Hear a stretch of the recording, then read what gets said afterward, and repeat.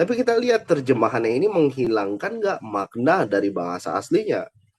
Kalau hanya berbeda, tapi tidak menghilangkan makna dari bahasa aslinya, menurut saya tidak masalah.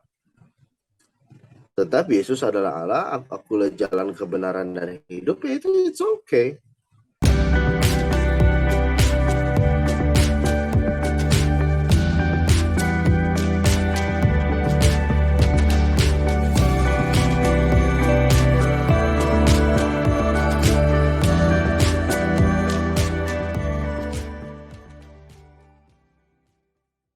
Shalom saudara, berjumpa kembali dalam Bincang Teologia. Bincang Teologia hari ini kami akan membahas sebuah video dari Yonathan Nandar. Nah, Bapak Ibu Saudara, di dalam video tersebut Yonathan Nandar membahas tentang ego eimi. Nah, statement-statement apa saja yang dikeluarkan oleh Nandar? Hari ini saya akan kembali berdiskusi dengan Dion. Halo bro. Ya bro, hari ini kita akan membahas statement-statement dari Nandar bro. Yang pertama bro yang akan saya tanyakan di dalam Yohanes 8 ayat 24, Nandar menyatakan bahwa ayat tersebut terjemahannya salah. Dalam terjemahan asli tidak ada kata akulah dia. Jadi kalau pakai kata akulah dia, seakan-akan Yesus itu adalah Allah.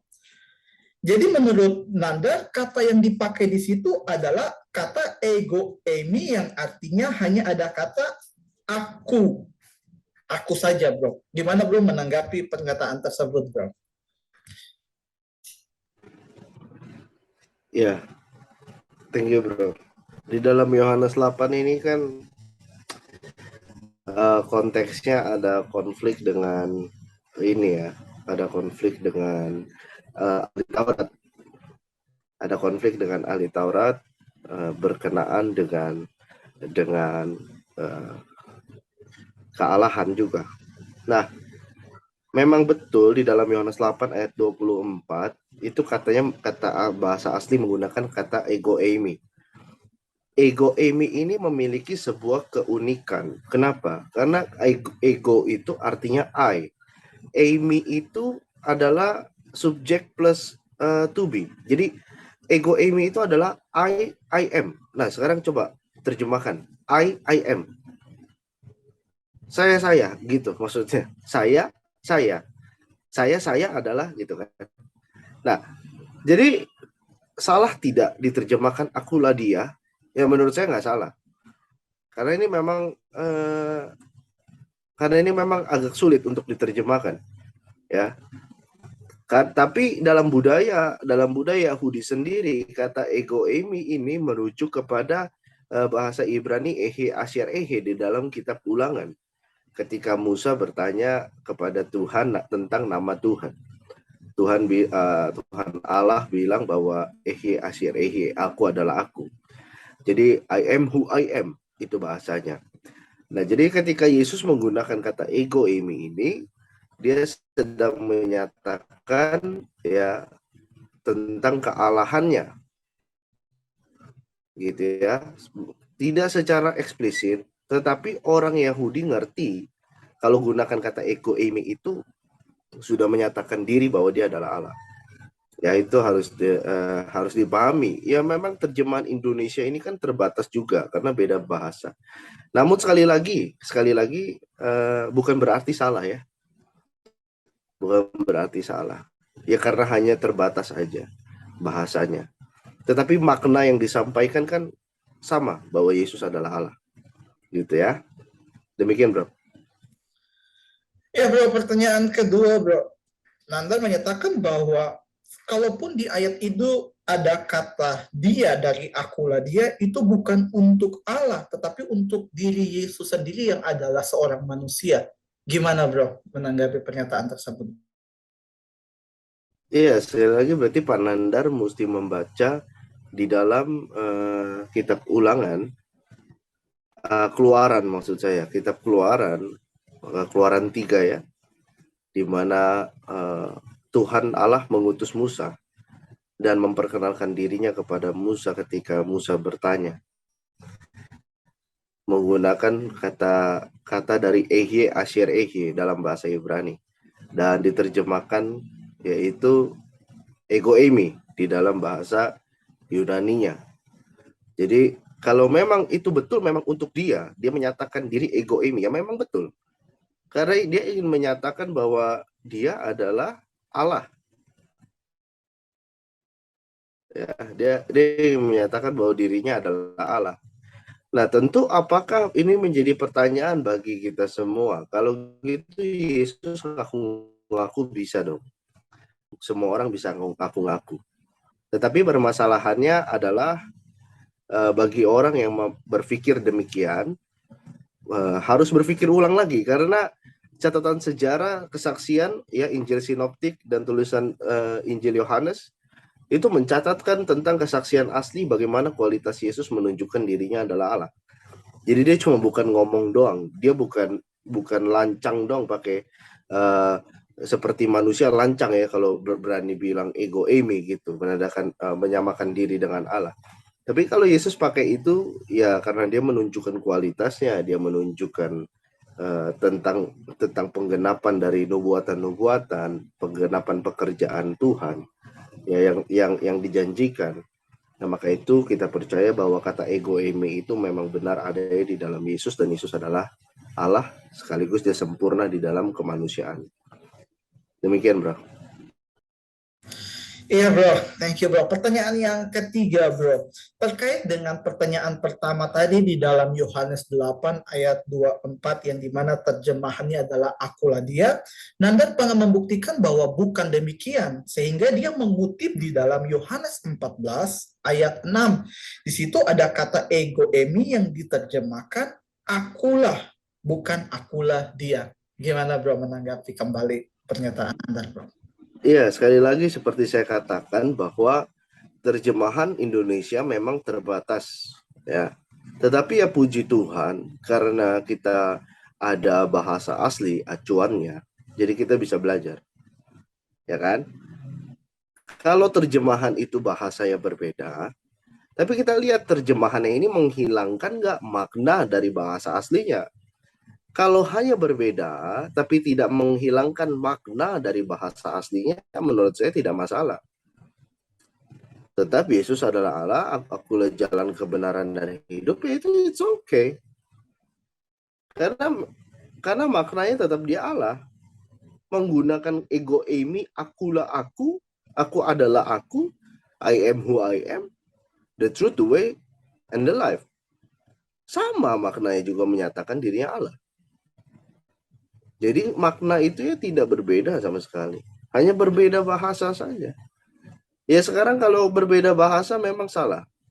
Seperti misalkan di Indonesia, orang Malaysia bilang mobil adalah kereta.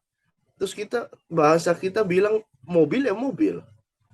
Nah, kalau mereka berbeda dengan kita, masa salah? Kan lucu ya kalau perbedaan. Yang penting kan maknanya. Ketika kamu mengatakan kereta, apa yang kamu tunjuk? Oh, yang kamu tunjuk mobil. Kalau di Indonesia itu mobil juga bahasanya, bukan kereta. Ternyata sama-sama nunjuk mobil. Yang penting kan makna kan?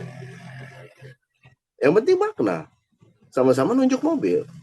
Meskipun hanya beda bahasa saja. Ya, jadi seperti itu. Demikian, Bro. Ya bro, pertanyaan yang terakhir. Kalau ego ini ditujukan untuk Allah, maka dalam Lukas 1 ayat 14, malaikat juga adalah Allah. Karena akulah Gabriel memakai kata ego emi. Gimana bro menanggapi pernyataan ini bro? Silakan bro. Ya, terima kasih, Bro. Untuk pertanyaan terakhir ini saya akan tunjukkan dulu bahasa aslinya sebentar ya.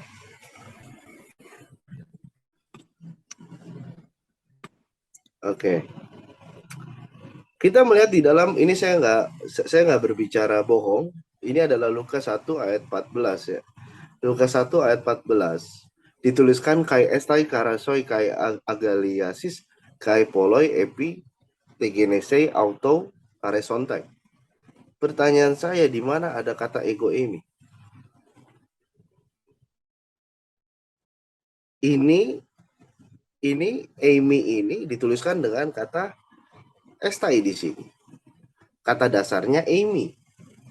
Tapi di sini kai itu dan kata penghubung kai estai. Di mana Lukas 1 ayat 14 menuliskan ego Amy? Saya menanyakan itu. Jadi sekali lagi,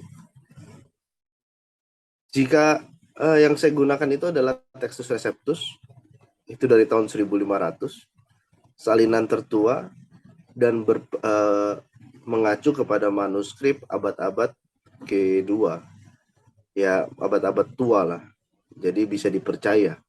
Karena yang abad-abad tua kan juga mengacu kepada saksi hidup, ya tulisan di abad-abad pertama. Nah, jadi nggak ada kata ego eimi di situ. Malaikat nggak pernah menyatakan diri ego eimi itu gimana, gitu ya. Jadi harus pahami di situ bahwa hati-hati sekali. Banyak orang sembarang menggoyahkan iman, padahal bahasanya nggak ada, diada-adain, ya. Jadi ibarat kata saya simpulkan, yaitu ingin merusak keyakinan orang lain dengan cara yang tidak halal, ya. Saya tanya, memfitnah itu halal atau haram?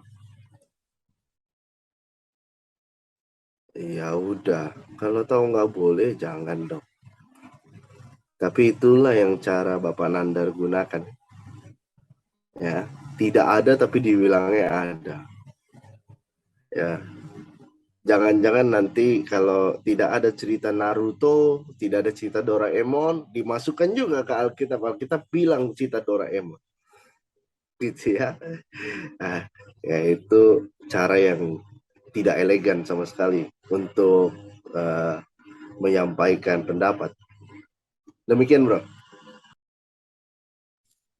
Ya, thank you bro untuk hari ini sudah menjawab setiap pertanyaan yang ada. Dan sebelum kita mengakhiri perbincangan kita pada hari ini, ada yang mau bro sampaikan untuk setiap orang yang menonton video ini? Silakan bro. Ya, terima kasih bro. Pesan saya adalah kita harus peka dan selalu melakukan cek ulang, ya. Kita harus selalu melakukan cek ulang yang didasari memang dengan pengertian yang benar juga. Gitu. Jangan kita cuma, kalau kita jadi orang Kristen, ada orang ngomong, kita cek lagi Alkitabnya tapi kita nggak ngerti, sama aja bohong. Ya, jadi harus cek ulang supaya kita tahu bahwa